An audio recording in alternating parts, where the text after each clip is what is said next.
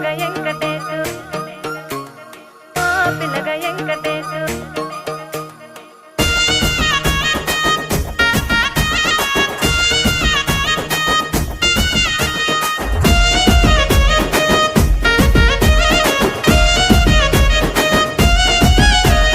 సిద్ధిరాల మనసు నాది చిన్నగా పోతుంటావో చూడక పోతుంటావో ఇంట్లో చిన్నదాన్ని నేను